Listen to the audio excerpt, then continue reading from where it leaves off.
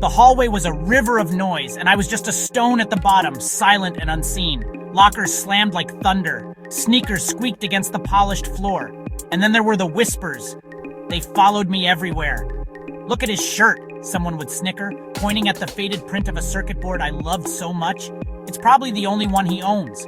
I would pull my backpack straps tighter, my knuckles turning white.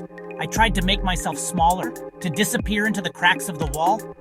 But you can't disappear when you're the one everyone is looking at for all the wrong reasons.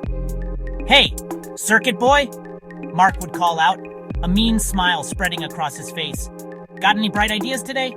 Or did your brain short circuit?" His friends would howl, and I would just stare at my worn-out shoes, wishing the floor would open up and swallow me whole. I never said anything back. I just kept walking. I was an easy target, a quiet kid who spent his lunches in the library.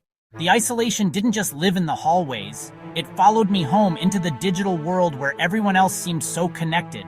I would scroll through pictures of my classmates at parties I was never invited to, laughing together at inside jokes I would never understand. My own social media page was a quiet, empty space, a ghost town. The only notifications I ever got were from coding forums. School became a minefield of social tripwires. In class, when a teacher asked for volunteers for a group project, a wave of panic would wash over me.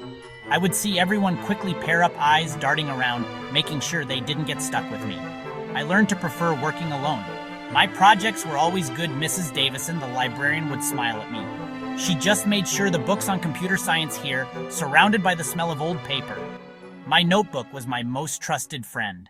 Monday morning started like any other, but then something strange happened. The digital clocks in the classrooms started blinking. 12 o'clock. The smart boards went blank. The Wi-Fi signal disappeared. A hush fell over the school.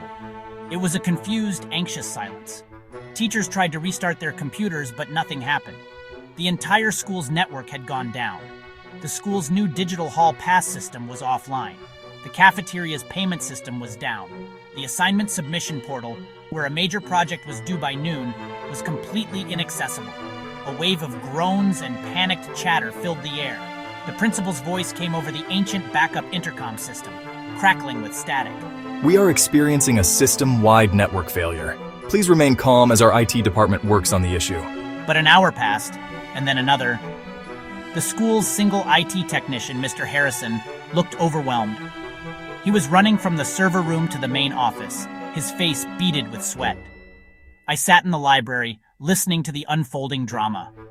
I had studied the school's network architecture for fun, and as I sketched out the potential solution in my notebook, I realized with a jolt that I was probably the only person in the entire building who knew how to fix it. The library doors burst open. It was Mark. His friends were right behind him, looking desperate. Their faces were pale, their eyes were wide with panic. The big project, the one that counted for 30% of their grade, was on the server. They stopped at my table. There was no laughter, just a heavy, awkward silence. "Leo, someone said you know about this stuff, about computers. Can you fix it?" The same kids who called me Circuit Boy were asking for my help. A small, bitter part of me wanted to say no. Then I looked past them at worried students. This was bigger than Mark. It was about the whole school. I took a deep breath, closed my notebook, and stood up. "Yes, I think I can." We went to the server room. Mark and his friends were silent. I typed commands at the main terminal, my fingers flying across the keyboard. Boot sequences, corrupted data packets.